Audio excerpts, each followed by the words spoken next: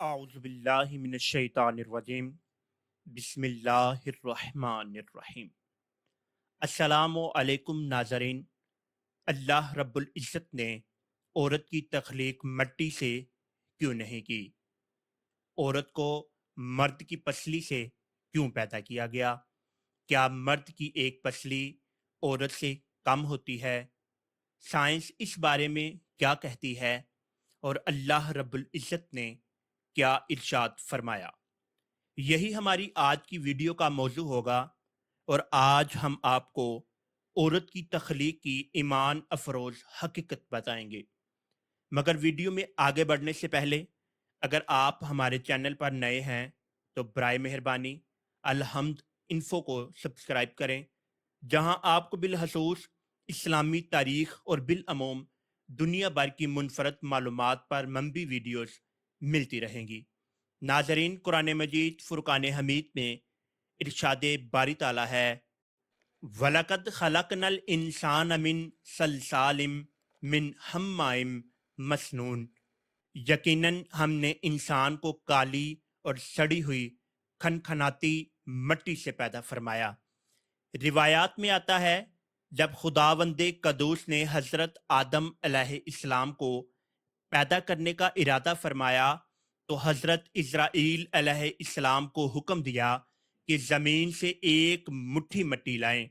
हुक्म खुदावंदी के मुताबिक इस्राईल अलैहिस्सलाम ने आसमान से उतरकर जमीन से एक मुट्ठी मिट्टी उठाई तो पूरी रुए जमीन की ऊपरी परत छिलके की मानित उतरकर आपकी मुट्ठी में आ गई, जिसमें 60 रंगों और मुख्तलिफ कैफियतों वाली मटियां थी, यानी सफ़ेद व स्याह, सुर्ख व जर्द, रंगों वाली और नर्म व सख्त, शीरियों व तल्ख, नमकीन व फीकी वगैरह कफियतों वाली मटियां थीं। कुछ अरसे बाद अल्लाह रब्बुल इज़्ज़त ने हजरत आदम अलैहिस्सलाम की बाईं पसली से एक औरत पैदा की, जिसका नाम हव्वा सलामुल्लाह अलैह रखा। हजरत हव्वा सलामुल्लाह अलैह दुनिया में तशरीफ लाने वाली पहली औरत थी।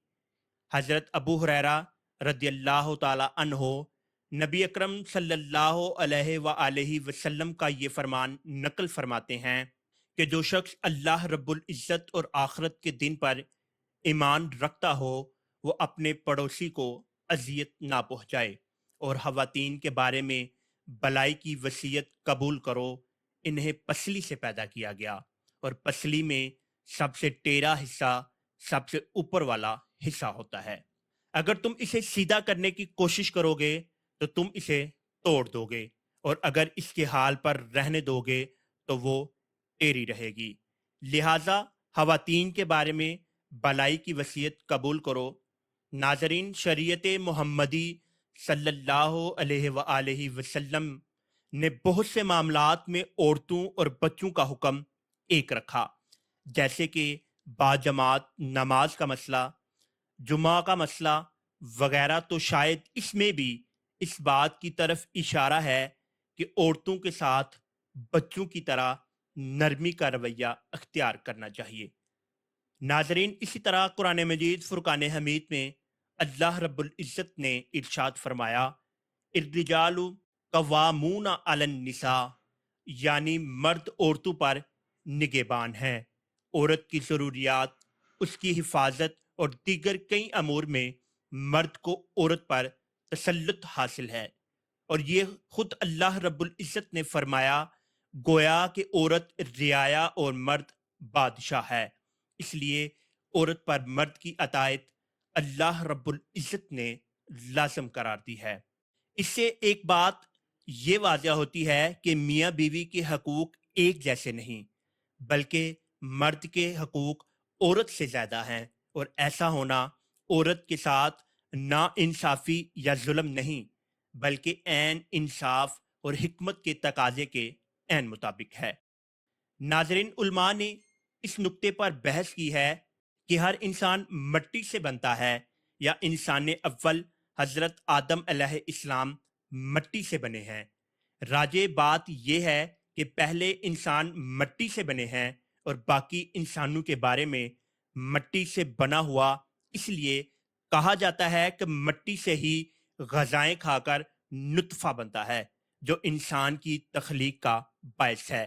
اس حوالے سے صورت توحہ کی آیت منہا خلقنکم وفیہا نعیدکم ومنہا نخرجکم ترطالا اخرى کے تحت بعض مفسرین نے یہ موقف اختیار کیا ہے کہ انسان کو اللہ رب العزت نے مٹی سے پیدا کیا۔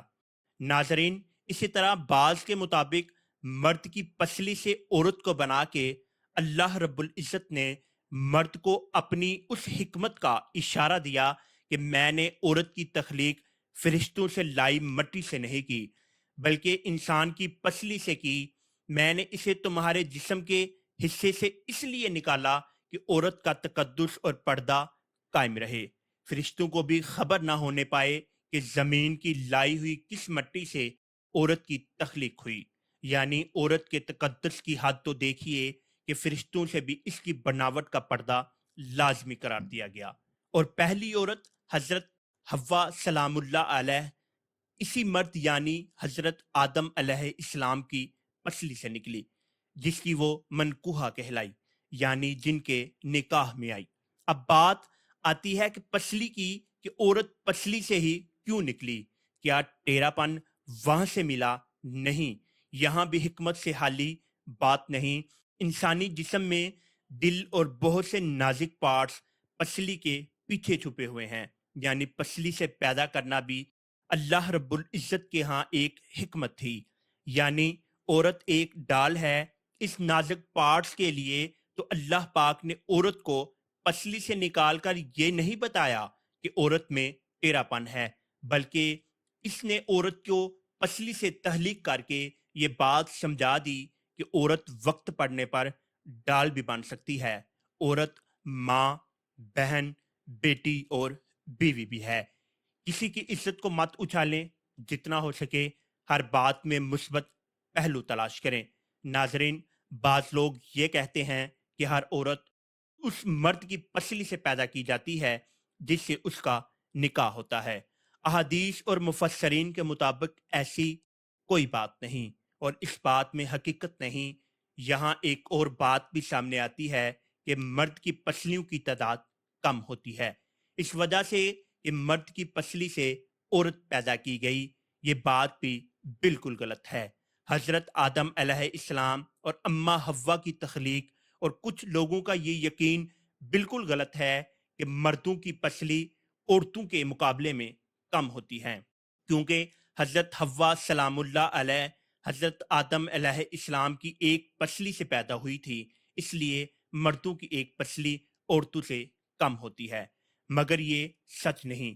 میڈیکل سائنس کے مطابق لوگوں کی اکثریت کے پاس پسلیوں کے 12 سیٹ یعنی 24 پسلیاں ہیں، چاہے ان کی جنس مرد ہو یا عورت، لہٰذا مرد اور عورت کی پسلیوں کی تعداد برابر ہوتی ہے، مگر بعض حالات کے ساتھ یا اگر کوئی شخص میڈیکلی انفٹ ہے تو اس کی پسلیوں کی تعداد کم یا زیادہ ہو سکتی ہے۔ البتہ عام انسانوں کی پسلیوں کے 12 سیٹ ہوتے ہیں، یعنی 24 پسلیاں، اور عورت اور مرد کی پسلیاں برابر ہوتی ہیں۔ مگر یہ صحیح حدیث ہے کہ حضور نبی کریم صلی اللہ علیہ وآلہ وسلم نے فرمایا کہ عورت کو مرد کی پسلی سے پیدا فرمایا گیا۔ ناظرین، اسی امید کے ساتھ اجازت دیجیے کہ آپ کو ہماری ویڈیو پسند آئی ہوگی۔ ملتے ہیں بہت جلد ایک نئی تاریخی، تحقیقی اور معلوماتی ویڈیو کے ساتھ۔ دیکھتے رہیے الحمد انفو۔ اللہ رب العزت آپ کا حامی و ناصر ہو۔